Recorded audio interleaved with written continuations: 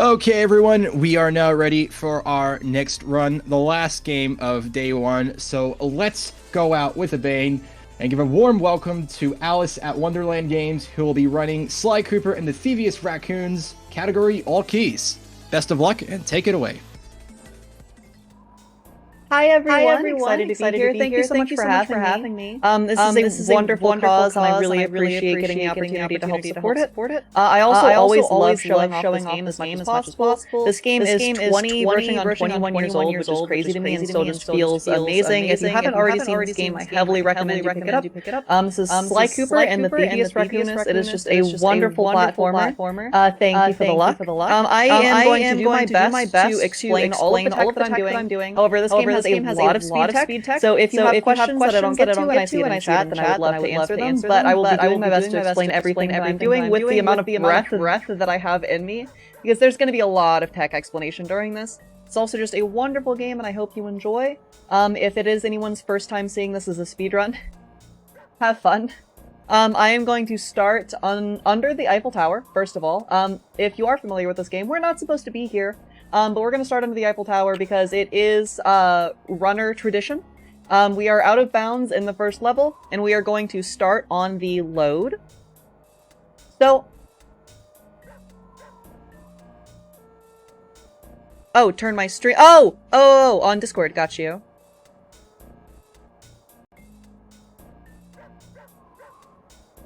Got you.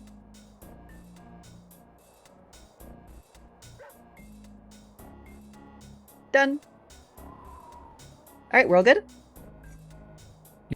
Perfect. Alright, I will start on the load. And I will hit the load button in 3, 2, 1, go. Alright, so you're going to get very, very familiar with the fact that raccoons can fly in this run. We are going to be using proxies very, very heavily, and as just a piece of tech you will see revisited quite a bit in this game. Proxies are really interesting. Whenever Sly is stuck in a hard place, between like a wall or a pole or something like that, the game will try to force him back out of it onto the main ground. The harder you get yourself stuck, the harder the game tries to force you back, and we can eventually abuse that momentum a ton and get launched in places we're not really supposed to go. See if I can get this one to cooperate with me. Close.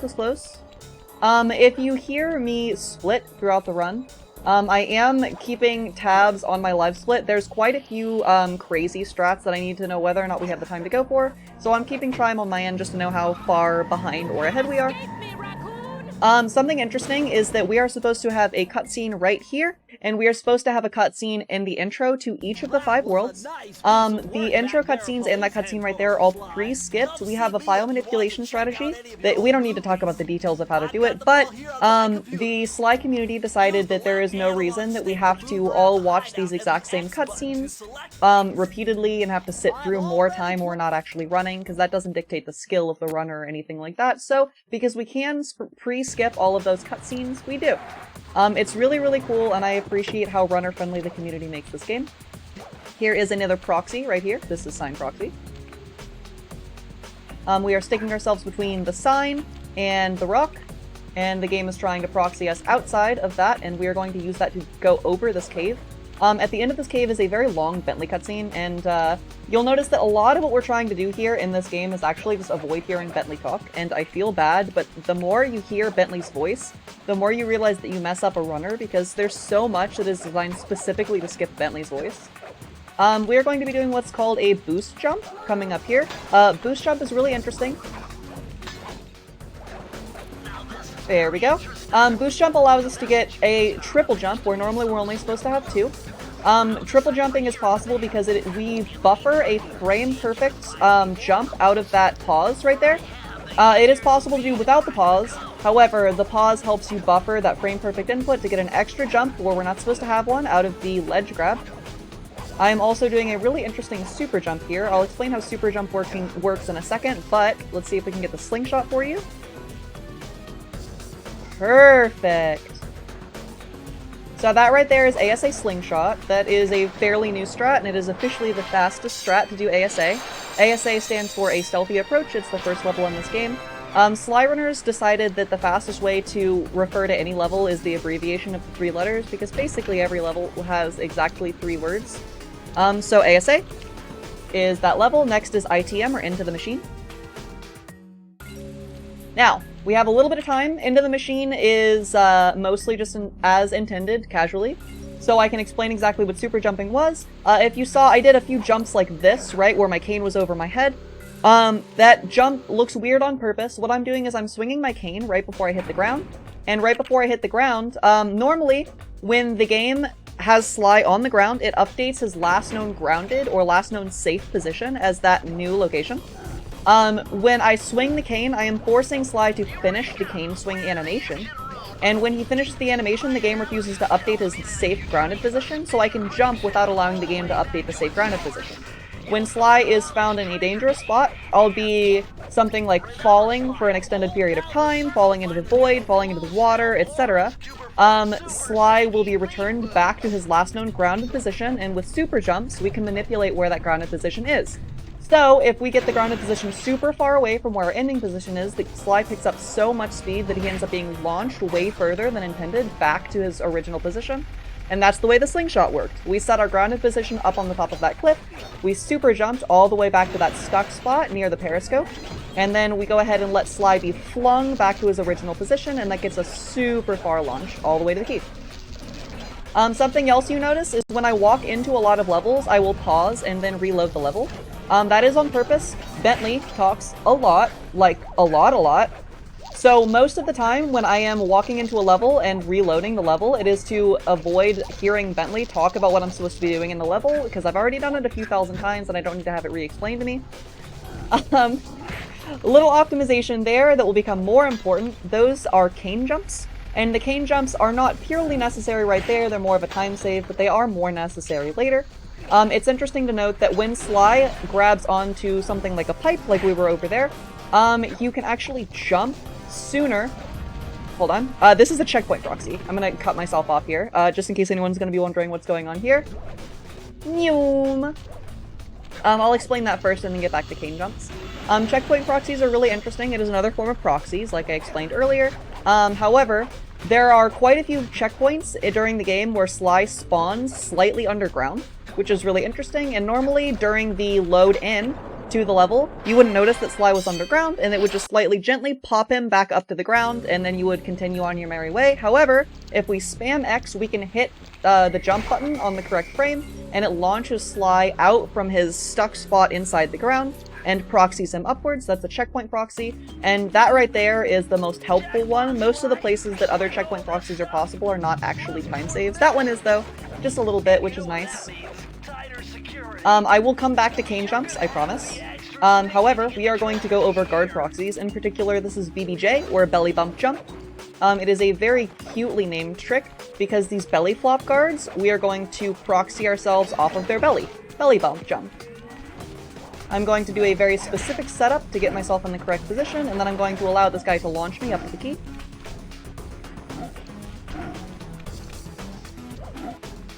Oop. One more try.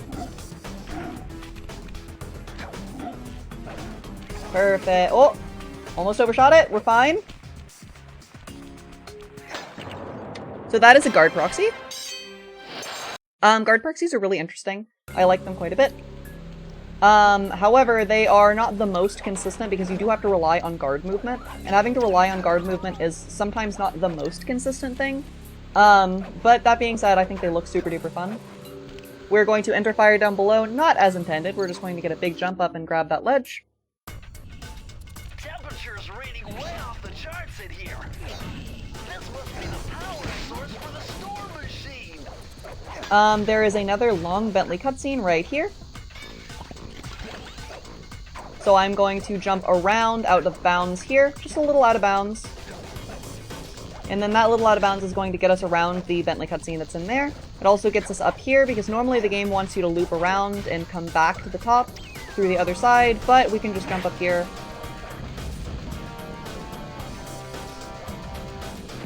And then we're going to finish the rest of this level casually.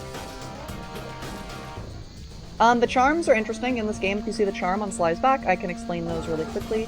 That is an intended mechanic, and normally this game is considered a one-hit kill game. However, when you have a charm on your back, either by collecting one in a level or 100 coins, then it allows you an extra hit, all the way up to a gold charm. And then the gold charm, you can actually have 2 extra hits, and then once you get hit, you lose each of the charms in succession.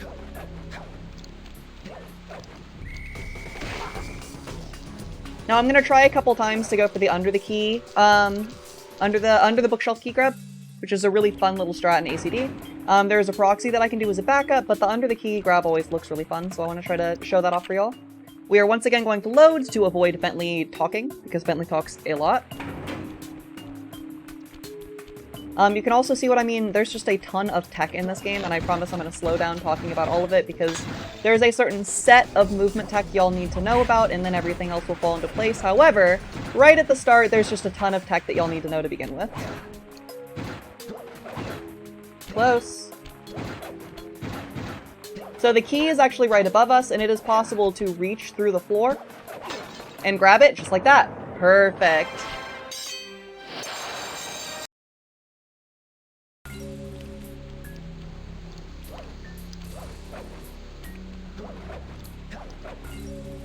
Oop, missed the lantern. This is just a little optimization. You're supposed to do a path around the rooftops up there in order to get over here, but the lantern provides just a little boost enough to get up to this. This is another type of guard proxy, which is really interesting. We actually found out that these, the guard's shots have hitboxes that are not just the damage hitboxes. So it's possible to stand on them for just a very short window, but obviously if you can stand on something, then you can get a jump off of it. So we lure the guard to a very specific position, have him shoot the roof instead of us. But when he shoots the roof, it allows us just a little bit to stand on the shot, and that hitbox allows us to jump up and over the roof. It's really helpful. Even in all keys, it's a pretty decent time save, because normally in any percent, that's used in order to avoid collecting keys. Since we collect the keys anyways, what you're supposed to do is open a generator, break the generator, and then have a long Bentley cutscene discussing what to do next. It's just way faster for us to go over the level.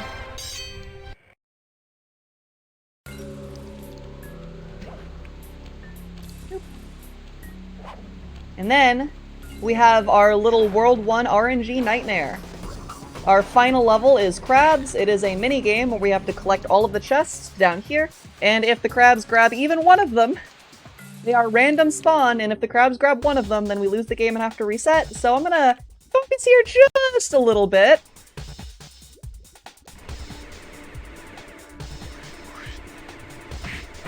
Yep. That being said, this is normally a pretty good place for donations if you have any to throw out. Won't be a moment. Thank you very much, Alice. Just while we're getting that refreshed, I did want to send a quick reminder just regarding why we are running the marathon we are today. Well, Corathon today and tomorrow. For those who may have just joined us or looking for a reminder, Corathon is a mutual aid fundraiser raising money for Cora. Cora is a friend of the community who is looking to move to a place who will accept her for who she is. Due to the anti-trans legislation in the state of Texas, Cora needs help with moving expenses so that she can safely move to a state with LGBTQ+ friendly laws and communities. We are here putting on this marathon to support and provide for a trans friend in need, and we are so grateful for any donations that you can provide to help. If you want to find out how to donate, you can type in !donate in the chat. There is a GoFundMe running, or you can donate to Cora's Venmo. Instructions can be found by going !donates. And just in regards to donations, I will need to get back to you quickly. I have an update on that. I'll just need to check with the team. Got you. But I will interject soon with an update. But thank you very much for checking in. Of course, of course. We have just collected our 7th and final key in World 1. Each of the worlds have 7 keys, and then there is World 5, which has no keys, so we are collecting 28 total, and then we're going to finish off World 5 with Clockwork. We are using those 7 keys to go into our first boss fight. This is Raleigh. What I'm going to do upon going into the Raleigh cutscene is, they are, you know, evil villains in a comic book style, so of course they have to have their evil monologue. The evil monologue, as with many villainous monologues, is very, very long, and we don't have time to listen for that as speedrunners, so I'm going to reset the game. The game is going to, upon reset, put us directly into the fight, and we don't have to listen to the monologue. It saves a decent amount of time throughout all of the villainous monologues to not have to listen to them. As disappointing as it is to not listen to the villainous monologues, it's faster, so we have to.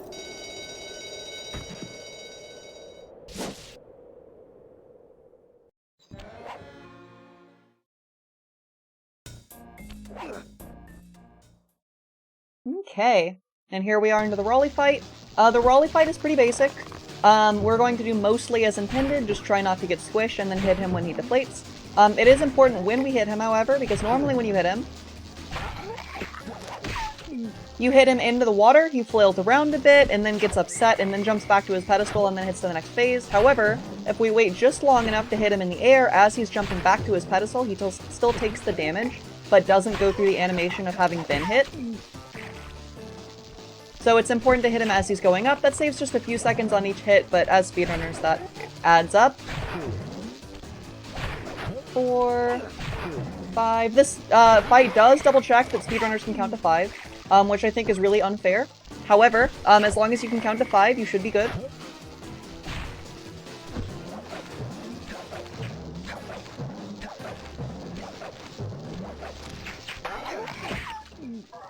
Something else interesting to note is that, as I did with Raleigh right there, on top of several other keys, what I'm going to do is I'm going to swing my cane to collect them, or in Raleigh's case, I'm going to swing my cane to hit him, pause immediately, and then leave. What that does is it adds the key to our inventory, or it adds the fact that Raleigh has been defeated to the game's memory, and then I can get the pause without having to worry about the cutscene. The Raleigh cutscene in particular is very long compared to the key pickup animation, but key pickup animations are like 6 seconds each, so we want to avoid those as much as possible. I'm going to be a little quiet while I'm preparing for Ketis.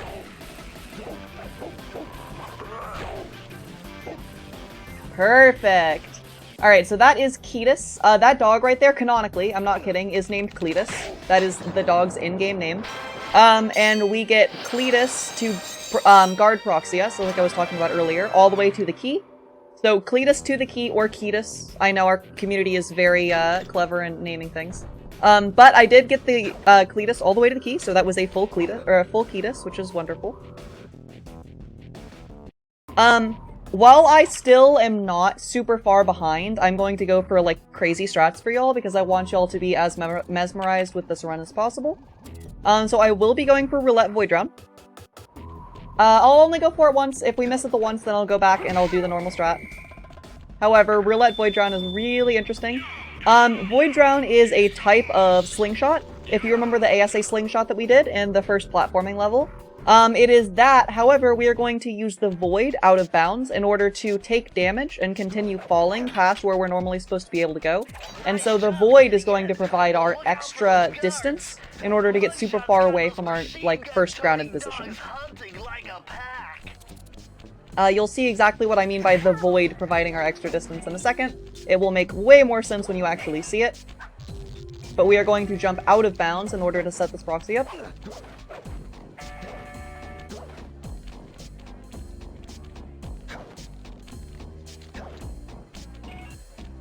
And this is very precise. I'm looking for a couple visual indicators to make sure I'm in the correct spot.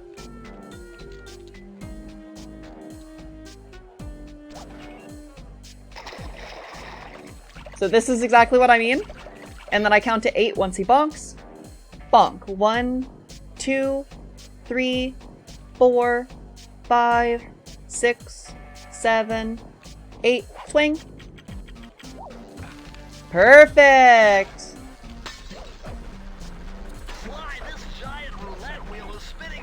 That skips the entire level. It is a crazy Void Drown, but it's very fun to do correctly.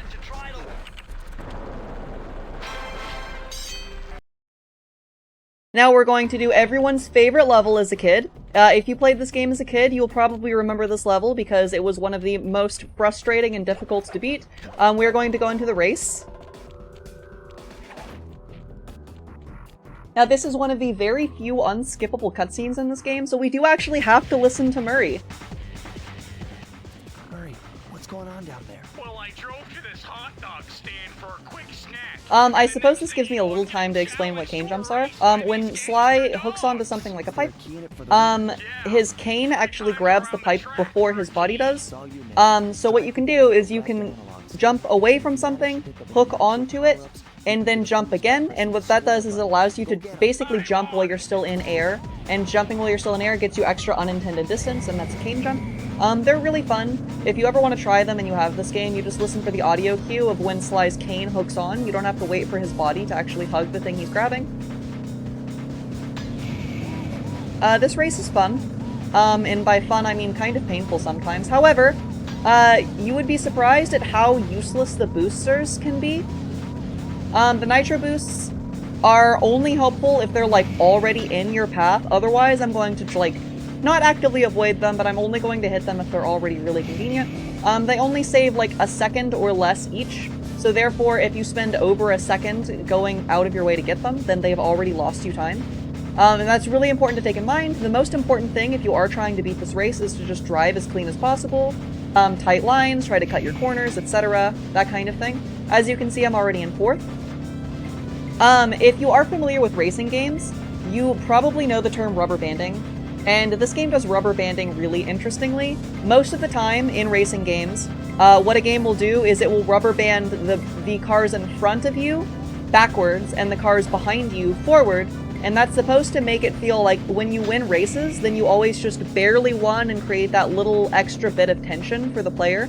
In this, the cars are actually rubber banded to each other and not the player. So the cars always try to finish in the exact same situation, red in 1st, green in 2nd, the purple car in 3rd, and the army car in 4th, which I think is really interesting, and they are the fastest on their first lap and then slow down each lap after that.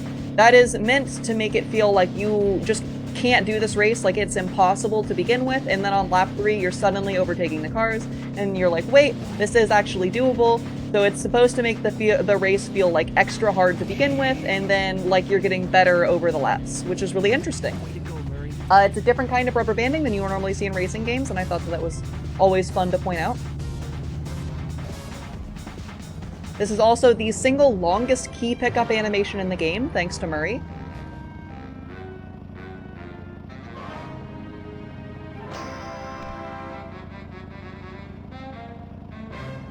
Ta-da! Is it okay if I just provide a quick update on donations? Go for it. No worries. So I did have a pretty cool update, actually. Just recently, we've passed over $3,500 raised in support of Korra. So everyone, your support means so much to Korra and the whole community. Thank you so much. And I could probably say thank you a million times, but the message is there. Us and the team at Korrathon, all the volunteers, all the runners, we're all very grateful for your support. So we still have quite a bit left of this run, and remember, we have all of day 2 for donations open. Be sure to do !donate in the chat to find out how you can donate. There is a GoFundMe, or you can donate directly to Korra's Venmo. Once again, we are all eternally grateful. And by the way, Alice, you're doing a fantastic job so far. Seeing Sly Raccoon jump through these levels in all these ways is definitely very entertaining, so keep up the good work. I'm glad you're enjoying. A little bit of bonk there. I wouldn't be me if I didn't go for Aero Proxy during a marathon, because of course I am. So close.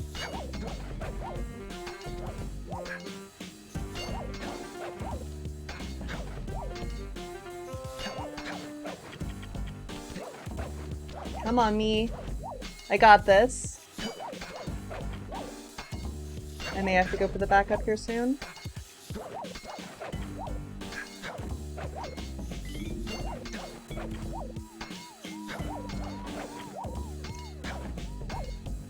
Alright, last try. Alright, I'll go for the backup. That's disappointing. Aero Proxy is really interesting. It's one of my favorite proxies in the game. It only saves a few seconds, so me already spending that much time on it is losing quite a bit of time, but I really wanted to show it off, because it is a type of proxy in which you create your own stuck spot. You are pulling the arrow right there into the correct position in order to get stuck between the arrow and the, like, smokestack there. So you pull the arrow over there with that cane jump that I was doing in order to get the correct stuck spot position. And I always thought it's really interesting to, like, create your own proxy in this game. That being said, I didn't manage to get it, which is too bad, but oh well.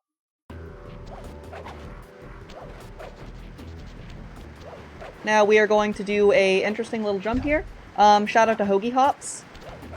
This is named, that's a little trick named after Hoagie Pops, the runner. Hoagie Hops became famous by Hoagie. It's just jumping right as you hit a mattress or other kind of like a springy trampoline thing, gets you way extra like height than you should be able to get. And that's a Hoagie Hop. That Hoagie Hop right there helps us get over to this level where normally we'd have to go all the way around.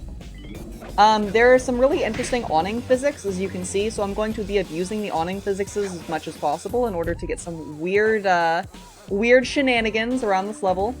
We're going to do a little out of bounds here as well, in order to skip a large section of the level. Most levels in this game have some really fun skips, and this one is no exception. I'm going to fall down here, and then I'm going to do this in order to get back up here, and I skipped probably about a third of the level.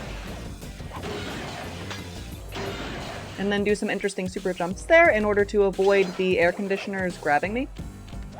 And jump down to the final key.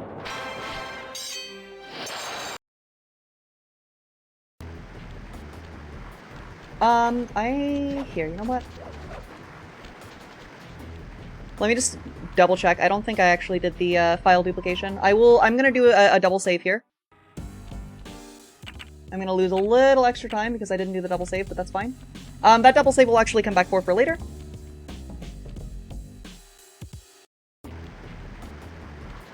And now we are going to go face Mugshot. Once again, we have all of the keys in order to go and, oh, no we don't, because I'm doing the file duplication, so this is required. This is Mugshot Super Jump. This is a fun little super jump. We end behind Mugshot's mustache there. Super jumping is really fun because in instances right there, and normally in any percent you'd also see that exact same thing for the cannon and Brawly. While you super jump, when you are zipped back to your last known grounded position, your slice hitbox is actually still active. Mugshot's loading trigger for the fight is inside that Mugshot mustache. And you are normally supposed to use all 7 keys and then use a lever to open that mustache and then walk into the boss fight. However, because we found a little way to clip through the mustache there, it zips Sly back to his last known grounded position, keeps the hitbox active, slips through the loading trigger, and because Sly hits the loading trigger, it just assumes we're already in and loads us into the fight.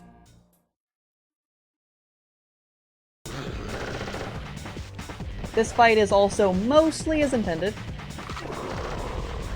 Because the bosses all do actually need to be defeated, there's not a ton of, like, fast boss strats.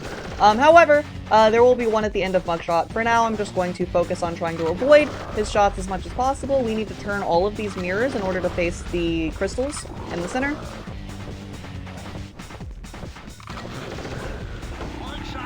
Here we go. I do actually hit Mugshot there on purpose. Mugshot's laugh cancels a cutscene that he's supposed to do. He's supposed to do the whole, like, my beautiful guns destroyed line, and he doesn't do that, specifically because I hit him there and his laugh cancels his own cutscene, and then we just go ahead and move on. Saves a few seconds.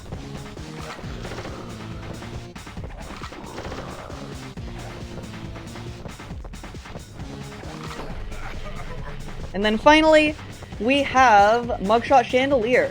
The chandelier that Mugshot stands on in the center is actually fully solid, so Sly can stand on it too.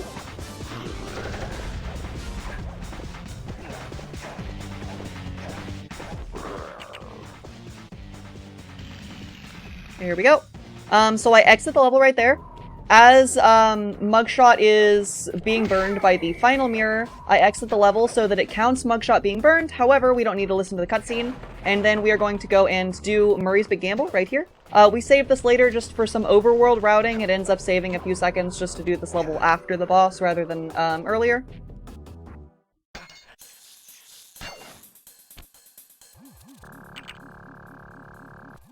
This is the first of our Murray escort missions. So we are going to be escorting Murray with this cannon here all the way to the top in order to grab the key for us. We need to make sure to not shoot Murray. We need to be extra careful.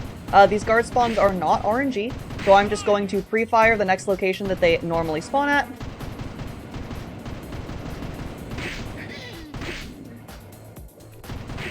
It saves just a little bit of time each time you manage to avoid Murray being scared, because you want him ideally to just keep running and never stop. So if we can shoot the guard early enough to never be scared, then that is the ideal scenario.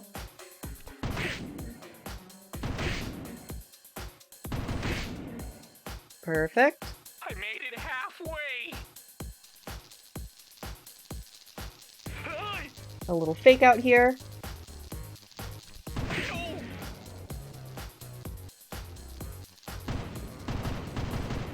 And then I'm listening for some audio cues on guards being hit behind these buildings.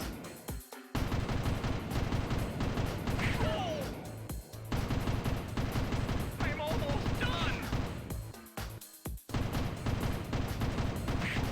And then finally we are going to load as Murray passes that one window with the lights not on. And when we load here, we don't have to watch Murray's very, very long key pickup animation, and we can just go ahead and move on. That is 6 of the 7 keys in World 2. We will be coming back for the 7th one later. But for now, we're going to move on to World 3.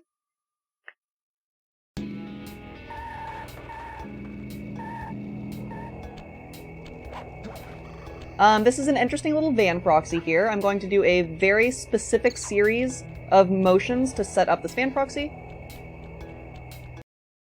Press the PS button here, and then hold down on the D-pad. Perfect! It gets us sent over here out of bounds, and we can use this little out of bounds strip to walk to the key. What I'm doing right there is I'm getting Sly stuck in a very specific place behind the van. It is once again a proxy, so it involves Sly getting stuck between the van and the wall. And I press the PS button there on purpose. The PS button is the fastest way to have us let go of 2 buttons on the same frame consistently. So rather than having to let go of up and left on the D-pad on the exact same frame manually, we can just press the PS button, let go of them both, and then press the PS button again, and the game will count that as having let go of both of them on the same frame. It helps the setup be more a little consistent.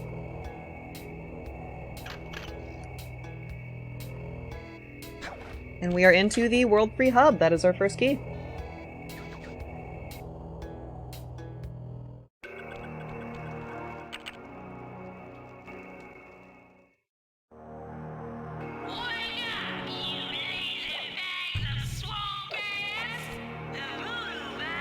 Okay. Lair is our first obvious place where cane jumps get us much more distance than was originally intended. I'm going to walk into Lair here. Once again, Bentley is going to give us way too much information, and we are just going to skip it by loading the game. We only needed to have technically seen 1 frame of each of the Binocucom cutscenes, and once you see the first frame, the game counts that as having been viewed, which is why you're allowed to load out of them there, is we see the first frame, load out of them, and then the game already thinks that we've seen it. That right there is our cane jump. I use that to get way more distance than supposed to be, and we jump over to the outside wall here. Dude, this is the vault. Do some really weird load shenanigans there. Basically, I'm just going to TLDR that one because that involves a lot of load manipulation information, but we found out fairly recently that you can hide a pause menu behind Bentley. Yes, Bentley likes talking so much that he can even interrupt pause menus. So we hide the pause menu behind Bentley's dialogue, map out of the level, and then because we hid a frame-perfect pause behind Bentley's dialogue, then after we map out of the level, we can unpause and continue playing the game while the game is trying to load the hub world. Weird, right? I am not doing fish skip because that skip drives me insane. And we're going to try to keep my sane runner's mentality for as long as possible during this run. That being said, I am doing a little bit of fish spawn manipulation here. I'm trying to make sure to always go to the same point in the center, and the fish spawns will all kind of be herded to the same point in the center. So every time you see me go and do a little loop around here, you see a bunch of like fish spawns towards like the bottom here, as well as towards the center up there. And that is on purpose. That's me trying to hoard them all back to the center so that I have a good place to always be able to grab fish so I can continue lighting these torches. The lore here, as well as the lore in a lot of the World 3 minigames, is really interesting. Basically, the fish provide us grease in order to power this flamethrower attached on board this random skiff we found, and we need to light all of these torches in order to open the gate. Sly minigame lore is always fun and wild, but that being said, we need to use the oil from all of these squished fish in order to open this gate. And there we go.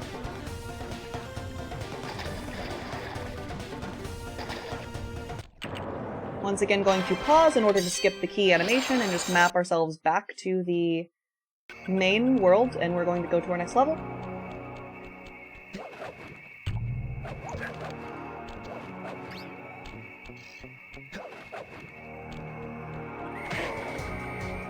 Okay, this is Grave. Grave is a very long level that wraps around in on itself, and if you hear the phrase wraps around on itself, and as a speedrunner automatically have a little light bulb go off in your head, you're not the first one. So because this level does map around on itself, and we found this little bit of terrain that you can grab onto from the very start of the level, we found out that you can just go ahead, get out of bounds, go over here, jump back in bounds, and the key is right over there. Level designs that wrap back around on themselves are always really interesting, however, they are very exploitable, so thank you for that, Sucker Punch. That right there is an interesting little trick that is called a slope jump. Slope jumps are interesting because if you have a wall that is less than 90 degrees, then what will happen is your forward momentum, the game tries to convert into upward momentum as you're like continuing to hold forward. And what that allows is when you double jump and really delay your jumps against a wall that is less than 90 degrees, then it will go ahead and slope you up that wall and get much higher than you're supposed to be able to go. This is chickens. This is a little RNG, but once again, there's a lot of little stuff that we can do in order to try to push the chickens to certain locations and get as many as possible without having to deal with the roosters.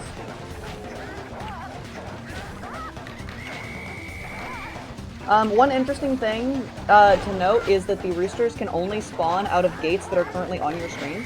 So a lot of the times when I don't have a ton of chickens to pick up, I will go and head towards the top of the screen in order to minimize the amount of gates that the roosters can spawn out of, and then go back down and try to collect the chickens that have like ran away from me going up to the top.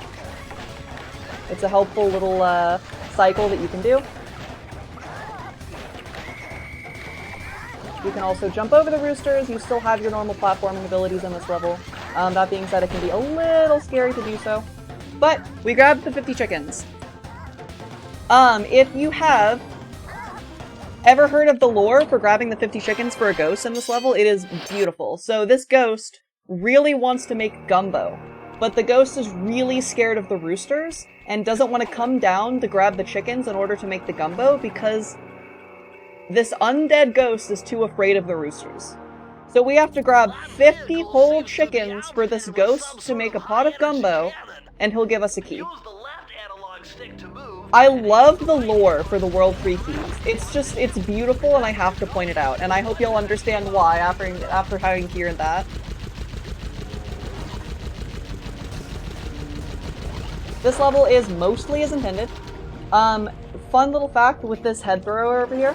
As long as you stay right here, it is impossible for him to hit you. So I can hit nothing on the controller whatsoever, and he will never hit me. I'm also going to go to the back here, because ghost spawns from those totems are dependent on Sly's position, not the boat. So I'm going to wait back here. As soon as I am able to shoot them, I'm just going to run up here, and that will minimize the spawns. I'll do that with a couple little totems throughout the way, but most of the way, this is just the level as intended, but fast. We're going to try to break down the barriers as fast as possible, and just continue on. We only need to break one barrier in order to continue on, so we're just going to do exactly that. Grab ourselves an extra charm because of the coins. Ooh, almost lose that extra charm because the ghost sounds so scary and I got caught on the wall. Not lose that extra charm and be happy about it, and then continue on our merry way.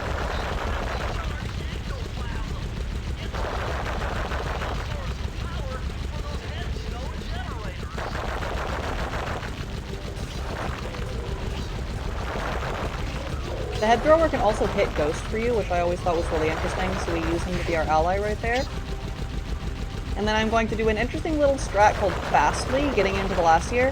Fast Ghastly. This level is Ghastly Voyage, so this is Fast Ghastly, also known as Fastly. Once again, Sly Runner's names for things are the best.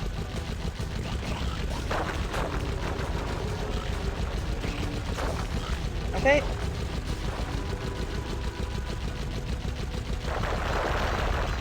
Oh, I already broke it. I didn't hear it. Oops. That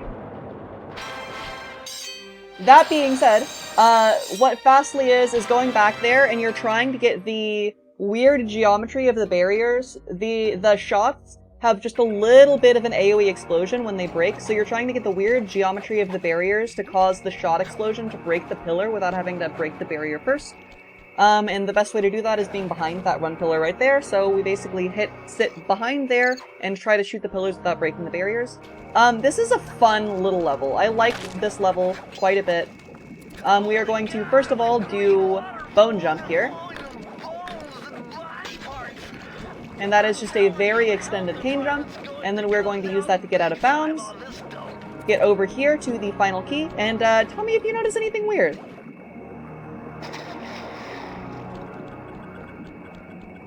Did anyone spot it? Could anyone? I don't think raccoons are supposed to be able to snorkel. That being said, the devs had a chronic case of I don't think the players will be able to get their itis. Did not program the hitbox for that section of water. When we found out that there was no hitbox for that section of water, obviously we had to figure out how to get there, and we managed to. Thank you, Kit, for that.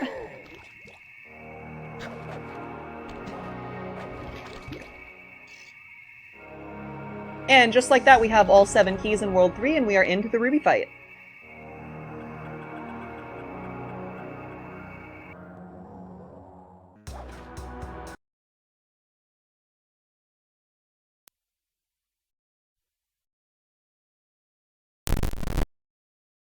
Once again, we are going to reset the game in order to skip Ruby's evil monologue, and I'm sorry for anyone who enjoys Ruby's voice in advance. It is just faster to skip Ruby's evil monologue.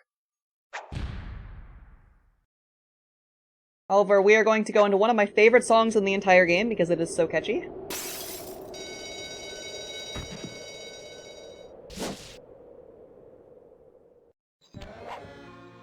Now let's see if I can do a crazy little out of bounds for y'all. This is a really fun one, and a fairly new strat.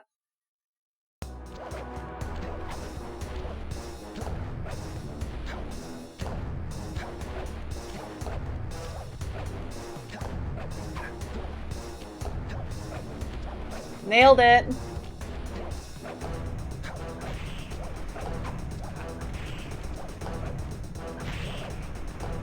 Now this out of bounds is really interesting. Specifically because that water that I just touched behind Ruby is considered a checkpoint. So what we're going to do is we are going to touch that water behind there, trigger the checkpoint that we are further in the level than we should be able to, and then we're going to die. It's going to respawn us, just like a checkpoint should, up here. And we are now further into the fight than we should be able to. This skips a full cutscene. We do have to sacrifice 2 charms in order to do that. However, at the end of this fight, we are going to load as we get out of Ruby, and that's going to give us back our 2 charms.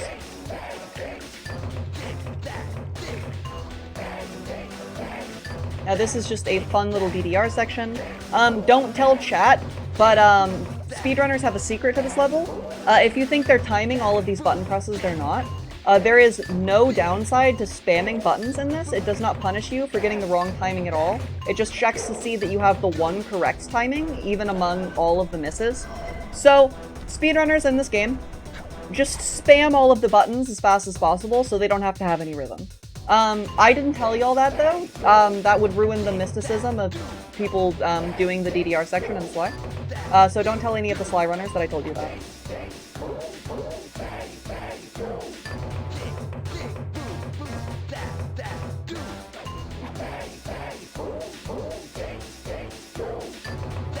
Now, there is supposed to actually be 3 sections of the DDR, however, we are only going to do 2 of them, and then the devs actually missed coding Ruby's hitbox properly. So what we're going to do is, Ruby's hitbox does not despawn properly after the 2nd phase, so when we get to the end here, we are going to just spam square as we deload out of the level, and it will finish off Ruby's hitbox entirely, or health bar entirely. because her hitbox never actually disappears.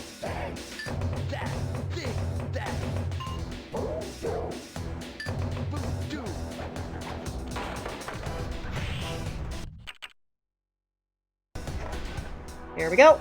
And Ruby is defeated.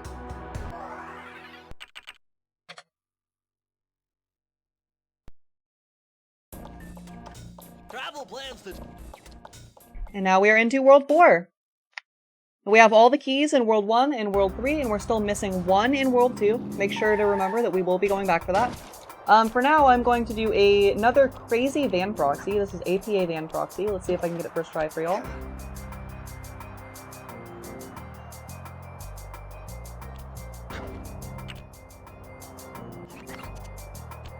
Not quite, but close.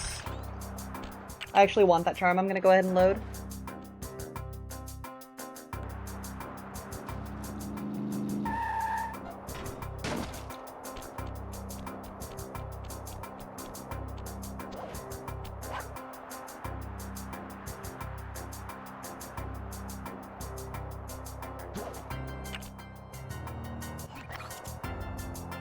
Perfect.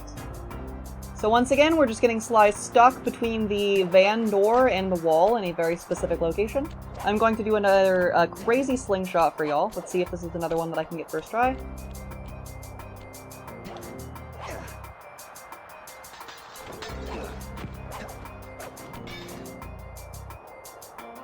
First try, nailed it. Here we go. That slings us all the way to the end of the level. We are going to do another interesting little super jump here. Once again, Sly's hitbox is still fully active while it's being returned to its last known grounded position. So we zip through the door here. It accesses us to the main hub world for World 4, and then we're going to come back and grab the key. That is faster than going and grabbing the key first and then opening the door. Oops. We have a problem. We have a lid, just a little bit. Don't worry about it, we're fine.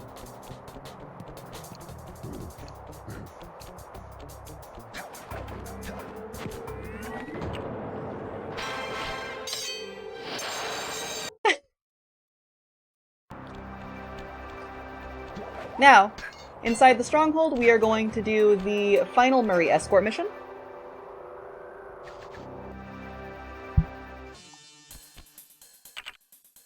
Load once again to skip the cutscene.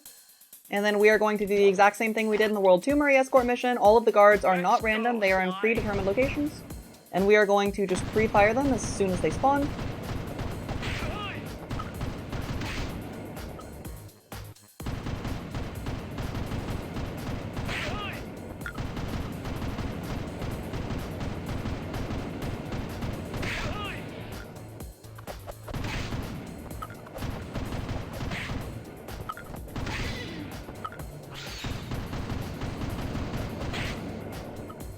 Okay.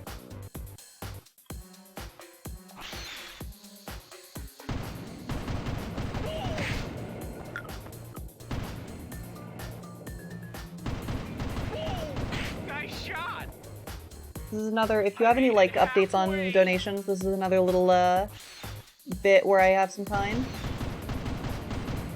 No worries at all. I will just refresh the tracker, and just while that is occurring, another little quick reminder regarding Corathon. We have approximately, I believe, 20 to 30 minutes left of today, but remember, we have all of day 2 coming up tomorrow as well. So if you can't be able to donate tonight or this morning, whatever time zone you might be in, don't fret. We still have all of day 2 coming up. And just a reminder, we have gone over $3,500 in support of Korra. So again, eternally grateful for everyone's generosity, and be sure to go !donate to bring up the options to donate. Like I said before, there is the GoFundMe as well as Korra's Venmo, so feel free to choose whatever option suits you best there. Those are all the updates I have for now, but I will be sure to plug in with some more if there are any further. Back to you, Alice. Perfect, thank you. These guards right here are actually one rare instance of RNG in this game. We want as few of them to be on the roof as possible, because the roof ones take as long or longer to shoot. We want as many of them to spawn in the little doors under as possible, and then we have a very long Murray key pickup animation once again.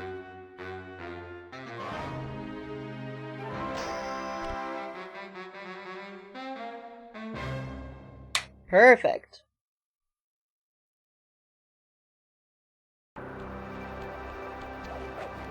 Now we're going to go into another one of my absolute favorite levels. This is Unseen Foe. It has my favorite proxy in the game in it, Kran's proxy.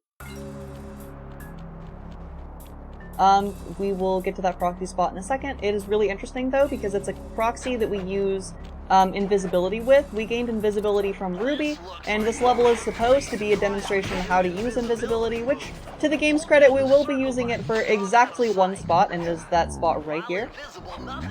Invisibility actually shrinks Sly's hitbox, so what we can do is we can get in here, get invisible, and then we are going to re-expand Sly's hitbox by letting go of invisibility, and it's going to proxy us all the way up here. We're also going to do a little out-of-bounds jump in order to make it to the top here. Perfect. We're supposed to dodge all of these lasers, but it takes long enough for them to spawn that we can just go ahead and fall to the end and grab the key.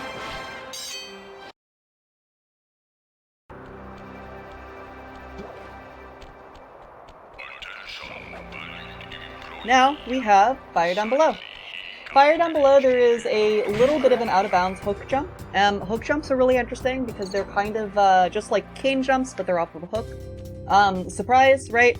It's going to allow us to skip a pretty big section of the level, but otherwise we do most of the level just normally as intended, and just fast.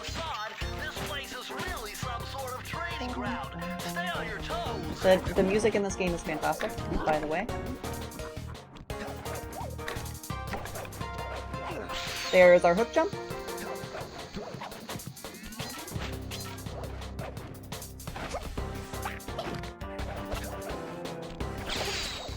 We're going to trigger that early so the guard doesn't spot us. We're supposed to go around and take out the guard. We can jump on this little bit in order to skip climbing the first pole. And then there is a crazy hook jump strat that was found on that right hook there that can make it all the way after the key. But I think it's like 2 frame perfect inputs, and I'm not about that life, so I'm just gonna go around and do it normally.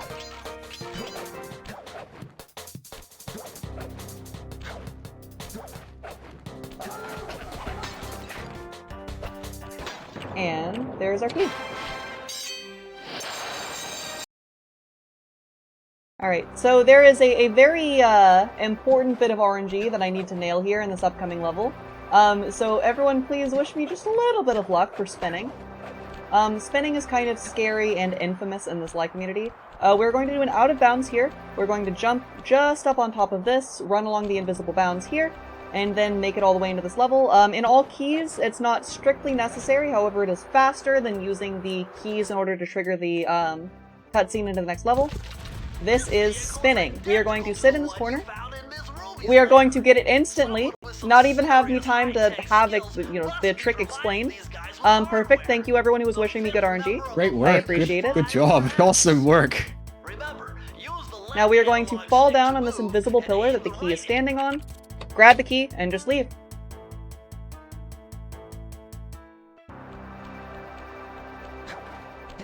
Now there is a really cool strat. I'm actually going to, normally you need a charm for the strat right here.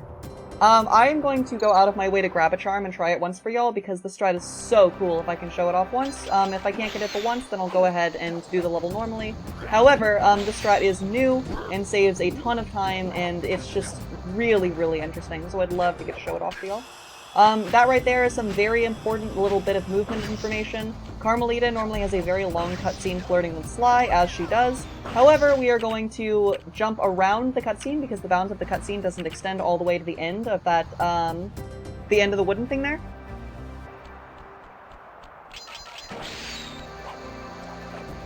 Of course, Crypt, of course. Okay, let's see if I can get this. We're going to do a very precise slope jump up to the top of here, and then we're going to do a crazy slingshot at the end. Oh, I can't believe that didn't ledge grab. Okay, one more try because that was a really fast fail. I just really want to show off this really interesting strat that was found.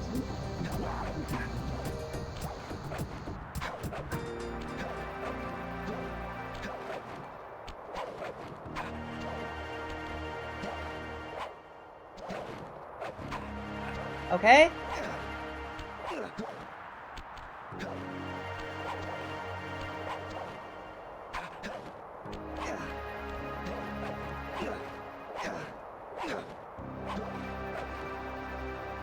I'm just gonna be a little quiet and I'll explain it afterwards because it's really, really difficult.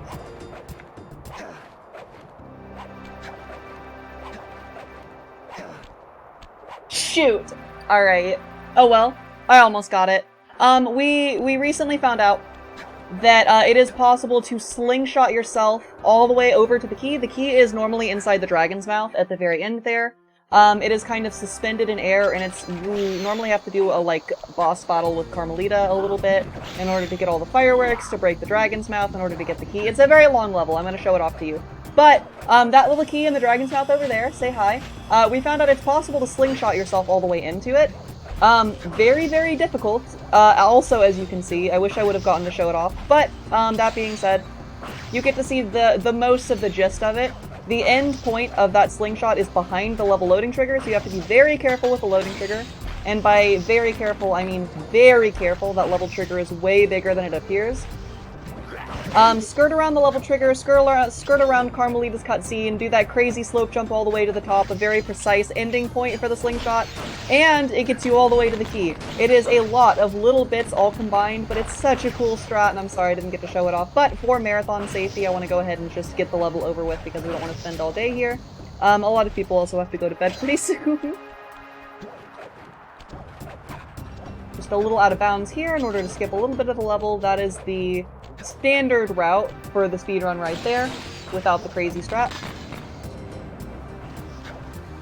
We're going to manipulate Carmelita's shots as much as possible, and then she has a little bit of RNG here. Let's hope she's not too mean to us. Did I scare anyone?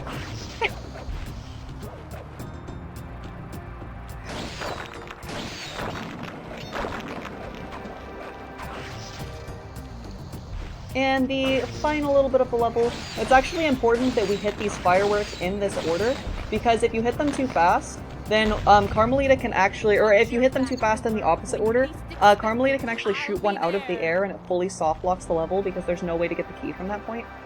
So we do need to make sure that they're shot in that order because otherwise Carmelita can just soft lock you.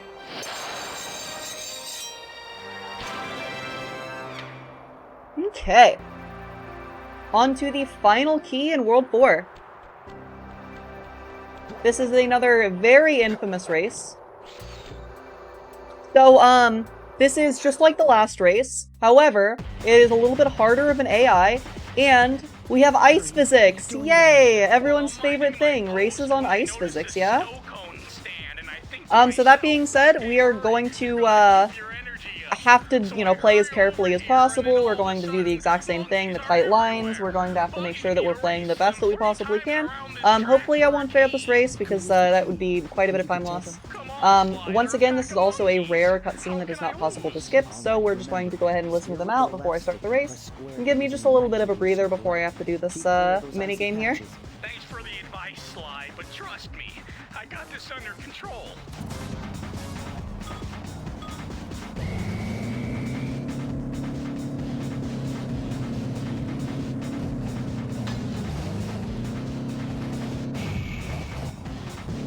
Close. That impact feels a lot better if I actually get it first try.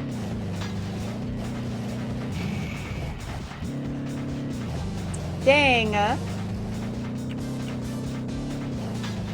The joke doesn't land if it takes me a few tries. That's disappointing. Long story short, it's not required to do this race at all. You can actually just launch yourself over the finish line right here. There we go! Nailed it! Go and grab the key and we're done.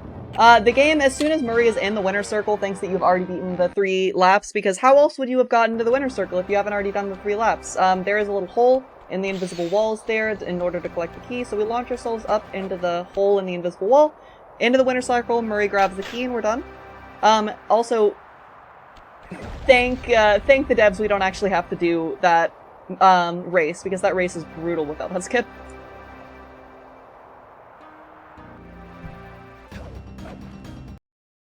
We are going to reset our final evil villain monologue.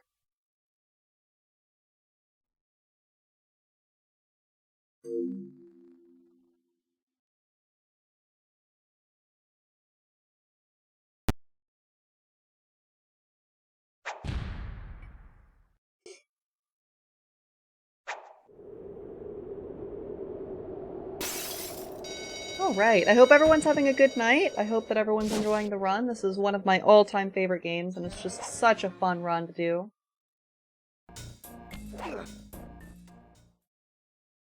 Now, Panda King is going to be quote-unquote mostly as intended, but there's an interesting little strat called Grim Panda.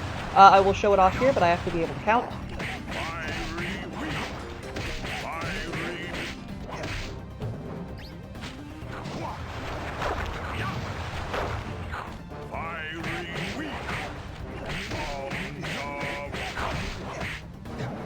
There we go!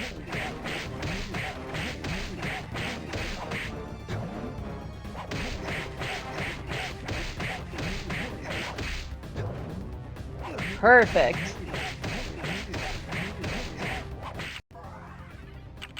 Okay, Grim Panda is really interesting, because normally when he knocks you back, it is possible to just barely get on the top of his belly when he tries to knock you back, and it will knock you upwards instead of back. The very first one you saw, he hit me backwards, and that's what's intended to happen, but all the other ones I managed to get the Grim Panda. It is named after another Sly Runner, Grim. So, that being said, I just bounce up and then continue to immediately hit him. Because you never leave the circle around him, the game doesn't recognize that you've not been bounced back, and it just continues to put him in that fear state, so he never tries to hit you anymore. It is way faster. This is just a very long auto-scroller in order to get that sense of impending doom as you go into the entrance of World 5. This is the final world, and we are coming up to the final boss. I just need to make sure to protect the van. Protecting the van involves destroying these Robo-Falcons and the rocks and the mines and just a variety of hazardous things in our path during this level, hazardous path. Ha ha ha. We can pre-shoot those boulders there before they actually start to fall, and that actually helps us quite a bit and not have to like worry about all of them as they're falling down the mountain.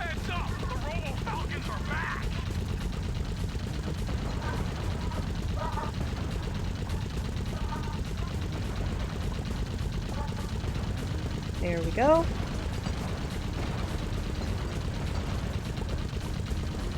Oh, luckily, this run is almost over, but that, low battery warning is, always slightly worrisome. I mean, honestly, what's more powerful in a speedrun than low bat strats? Because, if you don't beat the game fast, then your controller dies. A little extra incentive to go fast. My console is in Japanese for a reason. It is not in Japanese for this game in particular, but Sly 2 it's actually faster. So my console is in Japanese for Sly 2 running, not Sly 1. Nice shooting, Sly! Looks like we're in the clear. Alright, that cave doesn't look tall enough for the turret to make it all the way through. Okay, into burning rubber. This is also mostly as intended. We need to collect 60 computers that are falling from the ceiling in order to gain access to this door. We are going to, although, stop right here, turn around and try to hit the slug as hard as we can outside the back. There we go.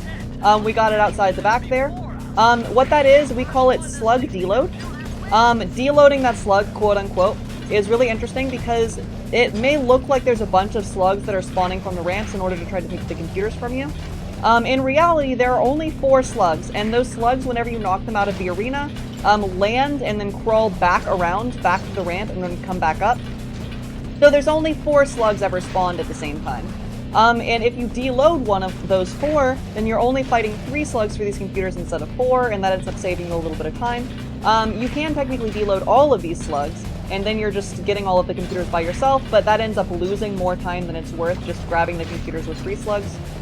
because we only deload that one because it's the most consistent strat that we have to go ahead and deload a slug. If you are ever in the like situation where you are towards the back already and there is a slug currently walking up the ramp, then you can go ahead and deload that one if you want. I say deload, quote unquote, because that slug never actually deloaded. That slug is just falling into an infinite void of nothingness. But I don't like to think about that slug falling forever into an infinite void of nothingness so much as just saying it deloaded and now it's in somewhere, you know, enjoying itself. So, we deloaded it. There we go, we collected 60 computers. We also like to make pretty heavy fun of there's 119 computers up there, Bentley's saying, because once you have 59 to 60, there are still quite a few computers that continue falling, so, Bentley didn't do his correct math there. Now, we are going to go back for the final key we're missing.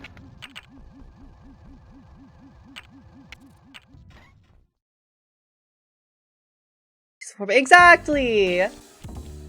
I did a really interesting little strat right there. That is called a, Binocucom double pause. It is possible to, just like hiding a pause menu behind Bentley talking, it is possible to hide a pause menu behind the Binocucom. And what that allows you to do is hide a pause menu behind the Binocucom and on top of the Binocucom, so you technically have two pause menus open at the exact same time. That causes us to, or that allows us to load specific information and pick and choose. Basically, we loaded all of our keys from the previous saves file into the location that was already in World 2. Remember the file duplication we did earlier? So that's just a fast little strat that allows us to get back here faster with all of the previous keys. There we go. That right there is antenna proxy, also known as date skip. Hold on. Most of Sly and Carmelita's interactions are very long and flirty, and we like to call them dates, just because that's what they feel like. So that right there, instead of talking to Carmelita with a very long and flirty dialogue, we go ahead and skip that because we don't have time for that right now, and that is why it's called date skip. This right here is Water Tower Proxy. This is exactly why we came back for this level later. This level is pretty long in and of itself. However, after we grab the invisibility from Ruby, then we can do that proxy, shrink our hitbox, stick ourselves in there, and then grow our hitbox again in order to create our artificial little proxy there that does require invisibility, and the only way to get that is through beating Ruby, which is why we saved this level for later. It saves so much time having invisibility to do that proxy that it's worth saving this level for later, and then coming back. There we go.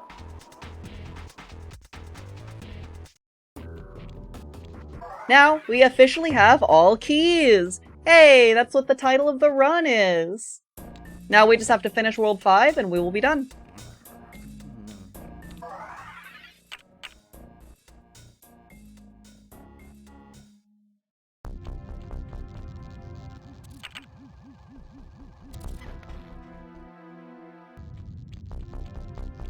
Now we are going to do a very nefarious trick called Bentley Skip. This is another form of guard proxy, but we're going to be using the turrets as our guard to proxy off of.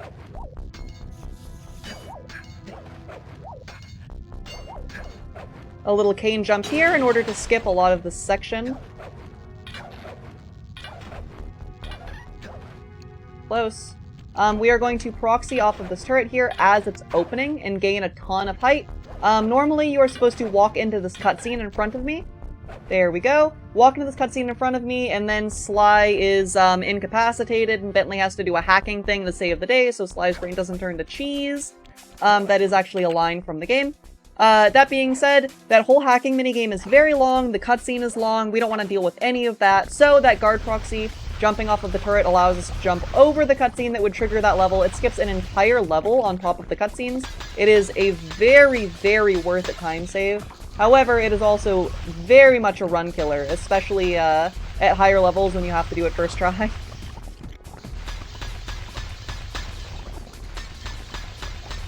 Now, we are currently playing as Carmelita. Sly lost his cane, so it is Carmelita's job to transport Sly all the way back to his cane. We're escorting him through all of Clockwork's minions here, in a little, I guess you could call it a temporary truce between the two. I really need to stop with these level puns, because this level is called Temporary Truce, in case anyone was wondering, if that didn't land. I am sorry. Nice job, Raccoon.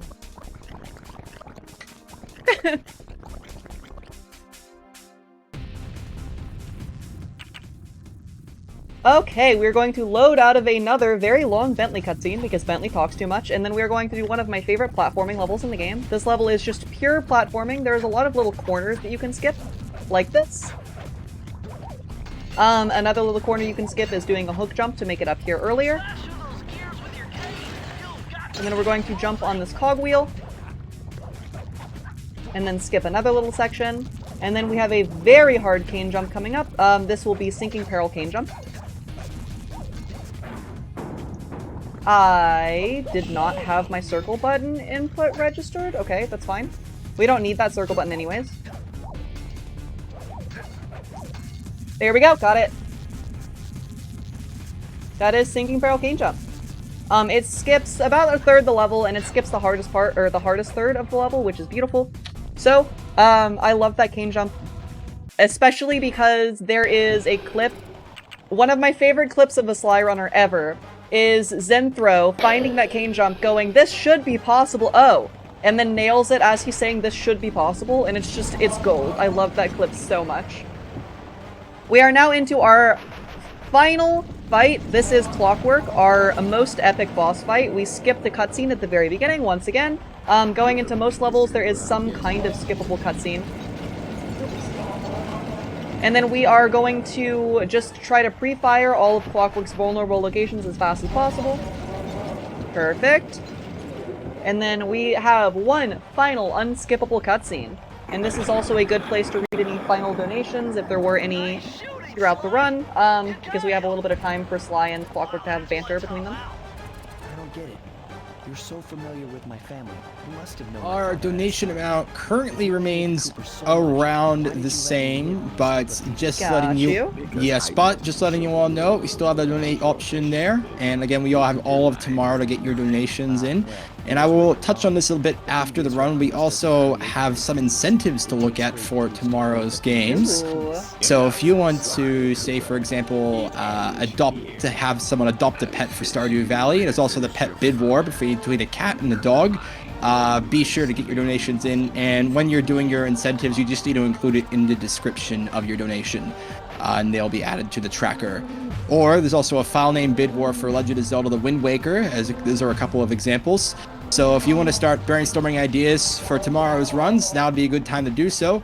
Otherwise, that donation modem will be up and running until, well, I believe indefinite, I guess at least for the marathon, but I guess for the indefinite future. Again, thank you so much for the over $3,500 raised so far for Corathon. I keep saying it, but at the same time, the generosity, especially for a cause that's important as this to Cora, a valued member of the community, is absolutely heartwarming. So thank you all, and I'll throw it back to you, Alice. Thank you. We are approaching the final jump of the entire game. There is a very scary jump to end it. It is Clockwork Jump. I think that is kind of beautiful as far as speedrunning goes, that there is still one final trick to end the game. It makes it just exciting enough to keep you on the edge of your seat till the end of the run.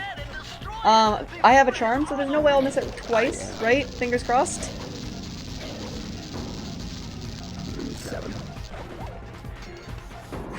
Got it first try, we're good! That skips a very long amount of platforming, and time will end now. On final hit of Clockwork. It took some tricky maneuvering, but I managed to snatch that last piece of the Theivius Raccoonus from Clockwork's claw. Thank you. I had taken down each member of the Fiendish Five. Raleigh, Mugshot.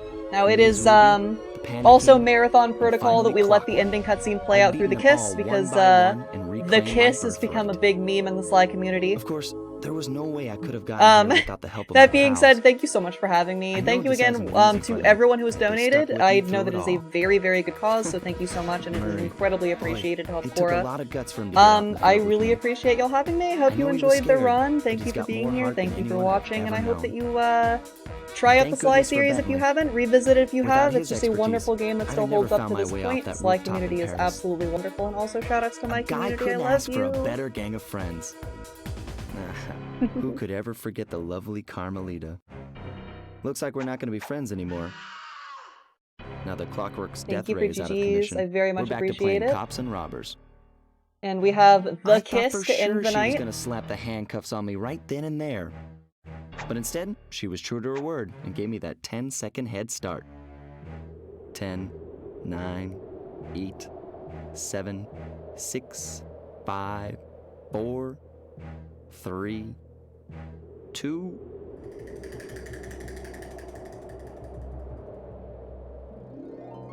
One.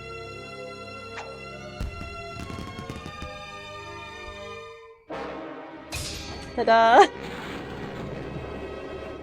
GG's! I felt bad leaving her stranded on that giant rock, but I knew it wouldn't be long before we'd see each other again. Did you want to give any further shout-outs, Alice? You can do to yourself or other community members. If you want to see me, I speedrun quite a few games. Sly is one of my main games, but it's not nearly the only game that I speedrun. I speedrun a lot. So if you're interested in that, I am AliceAtWonderlandGames, as it shows on screen. Thank you so much for being here. I'd appreciate y'all stopping by. Once again, just shout-outs to everyone who put together this wonderful marathon in order to benefit Cora. Once again, a beloved member of the community, and I really appreciate everyone's work putting together this wonderful, honestly very well put together marathon for how little of a time span they put it together in. So thank you so much for having me. Thank you for putting this together, and very well done. I really appreciate y'all. And I think that's it for me.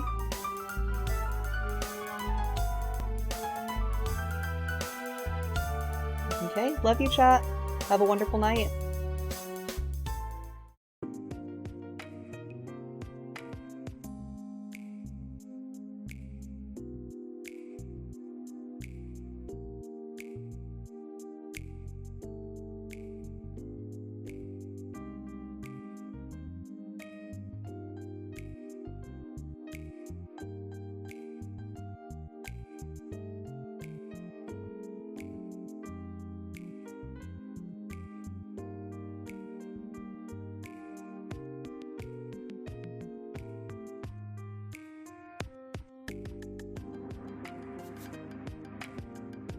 Thank you so much, Alice at Wonderland Games, for that awesome run of Sly Cooper and the Theivius Raccoons. The execution there was astoundingly good. What a treat. Everyone, let's get a virtual round of applause in the chat there for Alice at Wonderland Games. And once again, thank you very much.